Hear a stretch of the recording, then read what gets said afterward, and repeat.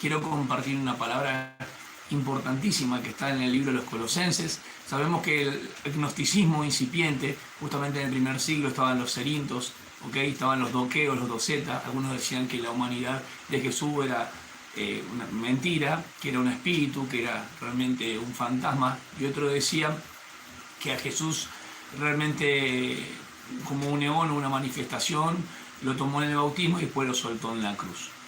El versículo 19 del capítulo 1 es muy importante porque si bien en toda la carta tiene 4 capítulos, habla de la preeminencia de Cristo, la supremacía de Cristo sobre todo, quiero mostrarle con respecto al título lo que quiero compartir hoy, todo lo que tenemos en él. Para no confundir la riqueza de la gracia que tiene que ver con lo que es Él en Cristo, ¿sí? Y lo que resulta de eso, que es el disfrute del cristiano que tiene que ver con el pleroma. Ahora, el título es La plenitud de Dios. El pleroma de Dios es la manifestación de Cristo. Así como la plenitud de Cristo tiene que ver con el cuerpo que es la iglesia. Y eso es lo que vamos a ver en el versículo 19, donde el apóstol Pablo dice de esta manera, ¿sí? Por medio del Espíritu Santo. El Espíritu Santo inspiró las Escrituras, y colocó la información en el cerebro, ¿sí? Y con las circunstancias que estaban viviendo y sabiendo de cómo los griegos tomaban la palabra pleroma, que usaban como un mediador, como un eón, ¿sí? Como emanaciones, entre mediaciones entre las divinidades y el ser humano. Y el apóstol Pablo va a usar la misma palabra, dando la fuerza, que esto tiene que ver con el único mediador, tiene que ver con el poder del resucitado, tiene que ver con el creador de todo lo visible e invisible, pero sobre todo la manifestación en cuanto a la obra de la reconciliación. Eso es el pleroma de Dios, es la manifestación de Cristo. Y vamos a ver lo que tenemos en Él, en el capítulo 2, libres en Él justamente, y el disfrute que tenemos como cristianos por la obra de Cristo Jesús. Hay un solo mediador entre Dios y los hombres, es Jesucristo hombre. Tenemos a alguien en los cielos que intercede por nosotros. Entonces el apóstol Pablo deja muy bien en claro lo que va a decir en el capítulo 1, versículo 19, después que dijo, Él es la imagen del Dios invisible. Es el representante de Dios, es la manifestación, el icón, es la imagen. ¿Sí? El Hijo reveló al Padre, el Hijo reveló a Dios. No es un fantasma, sino que es 100% divino y 100% humano. No es una mezcla, no, tiene dos naturalezas que coexisten y no se mezclan. Y es muy importante en una sola persona. Capítulo 1, versículo 19 dice, porque agradó al Padre que en Él habitara toda la plenitud. Que en Él habitara toda la plenitud. Algunos teólogos dicen que esto tiene que ver con los atributos y las perfecciones de Dios. Yo me tiro más a que el hecho de la reconciliación, lo que viene a hablar después, que la obra de Cristo, ¿sí? Que abrió el camino, abolió la pared intermedia de separación en cuanto al velo de su carne, que lo hizo a través de su muerte en la cruz, y habla de una obra de reconciliación del 20 al 23. Pero vamos a dejar un poquito de eso y vamos a concentrarnos en el pleroma. ¿Qué es pleroma? Cuando ustedes van a Juan 1.16 dice, la plenitud, de Él tomamos la plenitud, gracia sobre gracia, la plenitud de gracia y verdad. Gracia y verdad. Pleroma, ¿qué es pleroma? Viene de plero, de lleno, de llenar. ¿Estamos realmente llenos o estamos vacíos? Acá está hablando de la obra de Cristo. Él es el pleroma de Dios. Él es el que lo llena todo. Él es el que llena a la iglesia. La iglesia es un complemento, y eso lo se habla en Efesios también, de lo que es Cristo, porque Él lo llena todo en todos. Y es importante notar esto, cuando vamos a Efesios capítulo 1, habla de la plenitud de Cristo. Lo mismo que Efesios capítulo 3 habla de la plenitud de Dios. Así que vamos a incurrir un poquito en lo que es la palabra plenitud. Versículo 1.16 de Juan, vamos a leerlo, y se encuentra esa palabra plenitud. Tiene varias acepciones, el verbo es pleró, justamente, y viene la palabra pleroma, totalidad, a veces se traduce como abundancia, ¿ok? Eso es muy importante. En Juan, lo vemos en 1.16, tan conocido, el Evangelio de Juan, donde habla de que el Logos se hizo carne, Ekenosen habitó, plantó su tienda. Juan 1.16. Dice de esta manera, pues de su plenitud todos hemos recibido y gracia sobre gracia. Plenitud, pleroma, perfecto. También la plenitud habla de las excelencias y las virtudes que están a través de lo que es la iglesia y a través de lo que es el evangelio. ¿Ok? Tenemos varios pasajes. Tenemos Romanos capítulo 11, versículo 12, donde habla de la conversión y el pleroma, la plenitud de la conversión y la restauración de Israel. Israel será restaurado. Tenemos Romanos 11, 25, donde habla del pleroma de los gentiles, cuando la plenitud de los gentiles, pleroma completo, ¿sí? Eso es muy importante, la totalidad. Tenemos también Romanos capítulo 15, donde nos habla de las bendiciones de Cristo a través del Evangelio. Cuando os visite, dice el apóstol Pablo, vamos a buscar ese versículo interesante, que no es en Cristo, sino las bendiciones de Cristo, y tiene a través del Evangelio, Romanos 15, y sé que cuando vaya a vosotros, es el versículo 29, y sé que cuando vaya a vosotros, iré en la plenitud de la bendición de Cristo. Tiene que ver con el Evangelio. Si ustedes siguen ahí el rato, tiene que ver con Pablo, quiere ir a visitar a Roma. ¿Sí? Cuando visite la plenitud de Cristo, o sea, en Cristo del Evangelio. El Evangelio. Realmente ir y llegar con toda la totalidad de la doctrina y enseñanza, justamente apostólica. Bien, vemos plenitud ahí también. Vemos también de la excelencia y virtudes cuando habla de la iglesia. Efesios 4:13. También tenemos todas las cartas donde habla del pleno conocimiento, la plena certeza, epignosis, el conocimiento, no solamente una gnosis, un conocimiento, sino un pleno conocimiento, plena certeza, plena confianza. ¿Ok? Vamos a Efesios 4:13, cuando ya habla la parte práctica a la iglesia. Versículo 13 dice, hasta que todos lleguemos a la unidad de la fe y del conocimiento pleno del Hijo de Dios. Conocimiento pleno del Hijo de Dios, a la condición de un hombre maduro, teleios, ¿sí? Desarrollado, a la medida de la estatura de la plenitud de Cristo. Efesios 1, la plenitud de Cristo. Efesios 3, la plenitud de Dios. Efesios 4 habla que la madurez y el desarrollo en la vida de experiencia tiene que ver a la semejanza de Cristo, y en la vida de la consumación Dios nos hará a la imagen de su Hijo, que es el propósito eterno desde antes de los tiempos hasta el final. Es muy interesante esto. Entonces tenemos varios versículos que nos hablan de pleroma. Cuando hablamos de la plenitud de Cristo y que la iglesia como cuerpo, el complemento de Cristo, podemos mencionar Efesios 1:23. En la carta de Efesios habla mucho de estar en Cristo y lo que tenemos en Él. Efesios 1:23 sobre todo. La cual es su cuerpo, la plenitud de aquel, Cristo, que lo llena todo en todo. Es el pleroma. Él completa, hace la totalidad, lo llena.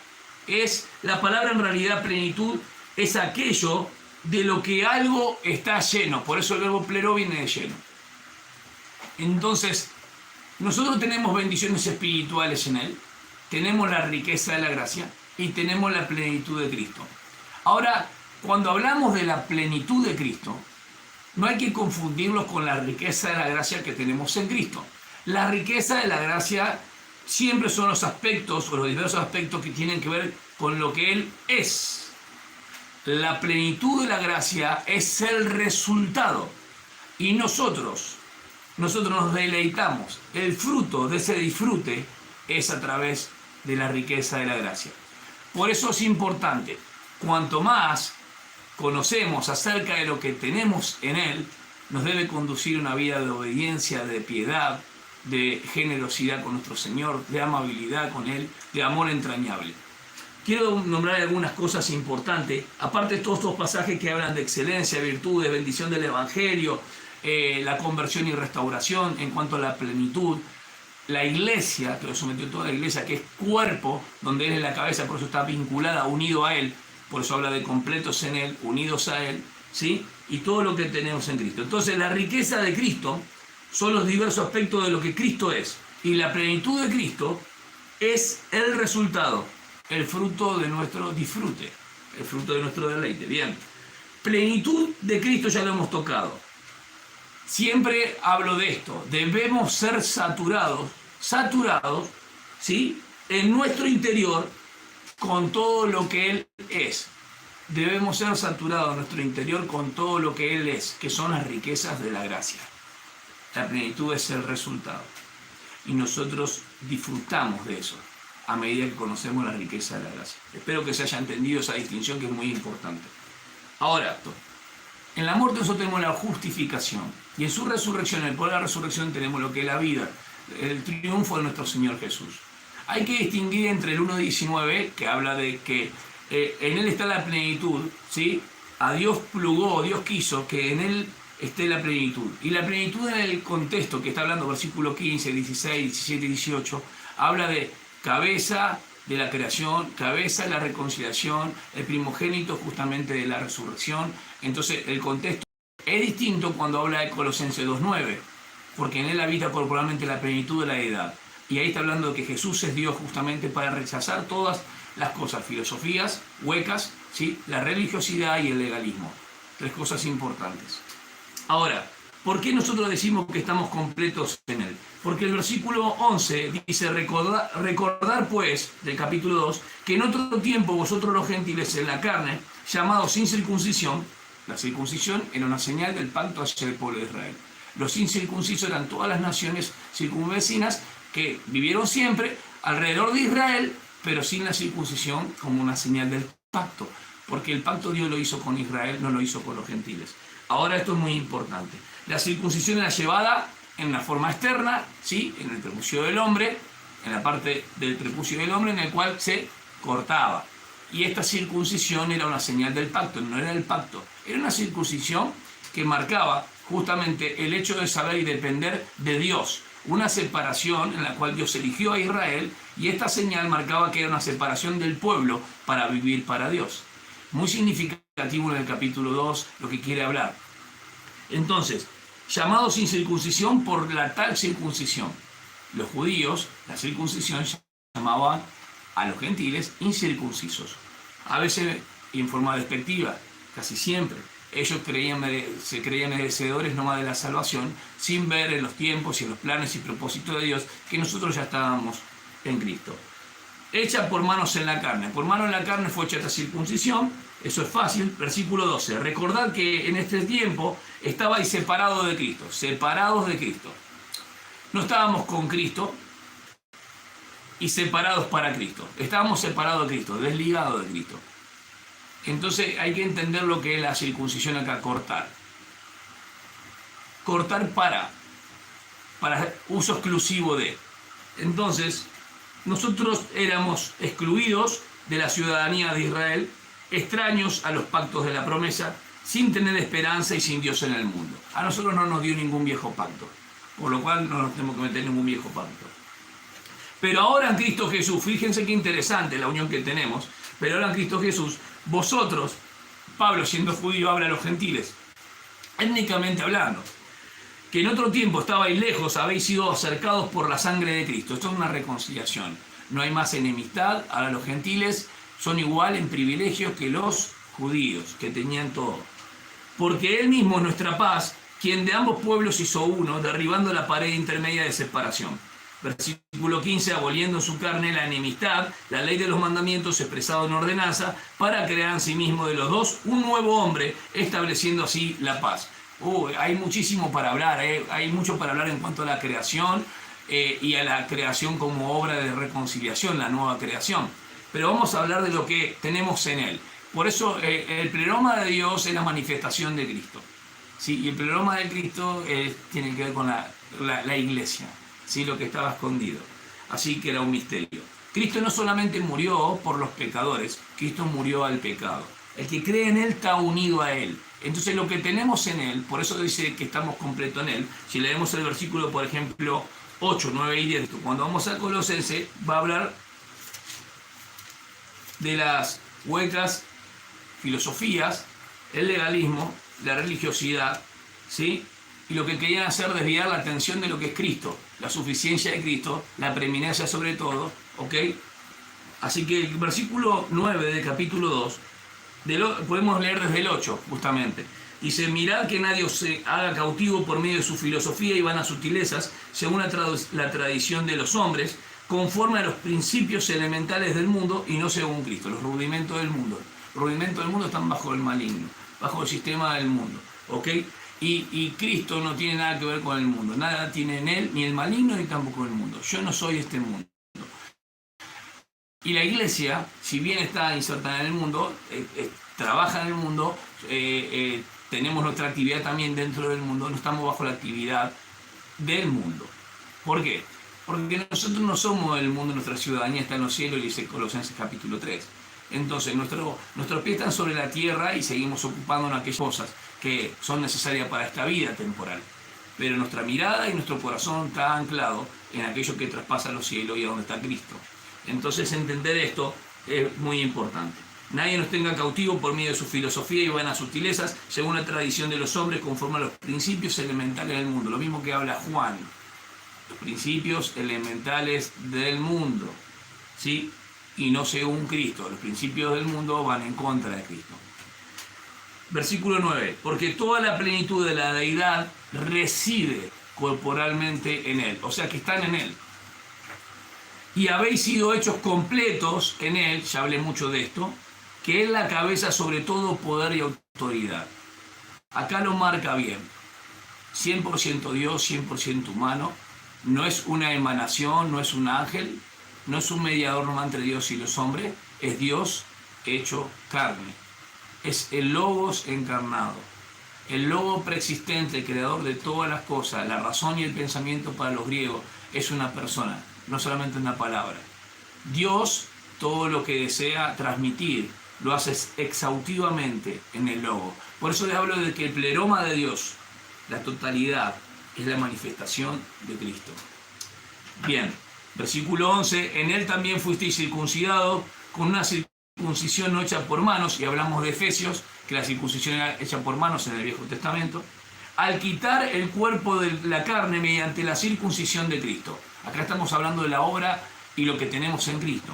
Versículo 12, habiendo sido sepultados con Él en el bautismo, en el cual también habéis resucitado con Él por la fe en la acción del poder de Dios, que Él resucitó de entre los muertos. Versículo 13, 14 y 15. Y cuando estabais muertos en vuestros delitos, en la incircuncisión de vuestra carne, os dio vida juntamente con Él, habiéndonos perdonado todos los delitos. Nosotros estábamos en Adán, ¿ok? Habiendo cancelado el documento de deuda que consistía en decretos contra nosotros y que nos era adverso, y lo ha quitado de en medio clavándolo en la cruz. Cuando el Señor dijo consumado es, su obra consumada es completa. Tetelestai es la obra consumada, completa, ha sido saldado. Bien. Y habiendo despojado los poderes y autoridades, hizo de ellos un espectáculo público, triunfando sobre ellos por medio de Él. Y esto es la figura, justamente tenemos la imagen de cuando los romanos conquistaban algún pueblo, colocaban a los derrotados que iban por delante y los triunfadores iban por detrás. El Señor los exhibió públicamente. Bien, tenemos del versículo 8 inclusive aquellas cosas que van en contra de Cristo. Si estamos completos en Él, si Dios plugó, Dios quiso que en Él habitara corporalmente la plenitud de la deidad y que en Él estamos completos de las dos maneras, no somos dioses, pero participamos en la naturaleza divina en el momento de creer. ¿Por qué? Porque el Espíritu Santo habita en nosotros. Entonces la iglesia lo tiene todo en Cristo. ¿Y qué es lo que tenemos en Él? Primero, vamos a ver algunas cosas importantes. Lo que tenemos en Él es que tenemos una perfecta unión. Del creyente justamente tiene una perfecta unión con Cristo. Y los resultados que tenemos son los que veníamos viendo en el versículo 11 al 15 también. Primero, gozamos de una perfecta unión en Él. Gozamos de la santidad que produce nuestra perfecta unión con Él. Los que hemos creído nos hemos identificado con su muerte y resurrección, lo mismo que habla Romanos. Muerte, sepultura y resurrección. Los que hemos creído en Él nos hemos identificado en ese bautismo donde nos ha sumergido su Espíritu Santo, donde ahí no hay una gota de agua. El cuerpo místico de Jesús, el cuerpo espiritual, son formados por todos aquellos que han creído, desde el inicio de la iglesia, de Hechos 2, hasta que Él nos venga a buscar. Hemos resucitado espiritualmente para andar en novedad de vida, porque así como Él resucitó, no solamente murió por nuestros pecados, sino que murió al pecado. Esa resurrección justamente es la evidencia de que Él vive y nosotros vivimos en Él. Otro aspecto importante, eso era el versículo 11 y 12. El versículo 13 al 15 habla de las bendiciones incalculables que tenemos en él, porque dice, hemos sido vivificados, tenemos vida, hemos sido perdonados, todos nuestros pecados han sido perdonados, hemos sido liberados de la maldición de la ley, hemos sido de cualquier tipo de ley y principio de ley que nos esclaviza, hemos sido libertados. Nosotros no somos judíos, estábamos en Adán y Dios nos sacó de ahí. No solamente nos sacó, sino que nos trasladó. Hemos sido libertados de la potestad de Satanás, porque habla de principado y potestades, no tenían cautivo, porque el príncipe de este mundo es el maligno, 1 Juan 5:19. Así que es muy importante las bendiciones y los resultados que tenemos en él. Somos libres en él porque llevó la ley en la cruz, el acta de decreto que era contrario a nosotros, adverso a nosotros. Él la quitó del medio. ¿Ok? No hay posibilidad. Ahora tenía un significado espiritual en Deuteronomio 10:16, que lo puede leer después, el hecho de en él hemos muerto al viejo hombre y el pecado, porque la circuncisión simbolizaba eso, en Deuteronomio 10:16. Un corte, una separación y una exclusividad hacia quién, hacia Dios, el pueblo de Israel, y nosotros por medio de la circuncisión no hecha por mano, justamente por la obra de su espíritu, tenemos parte. Estas bendiciones que tenemos es que la justicia es por la fe. Segundo punto, él echa fuera del cuerpo pecaminoso carnal en la crucifixión lo que es el viejo hombre. El hecho histórico ocurrió en un tiempo específico. Por eso, hoy cuando hablábamos del pleroma, tenemos cuando ha llegado de la plenitud del tiempo, nacido de mujer y bajo la ley. Gálatas capítulo 4, versículo 4. Otra vez pleroma, para completar esto. La circuncisión, cuando dice, fuiste circuncidados, nosotros al momento de creer, fuimos apartados para Dios y separados del mundo para Él. Y apartados del pecado para vivir para Dios. No solamente fuimos salvos en el momento de creer, sino que somos salvos para seguir viviendo para Él.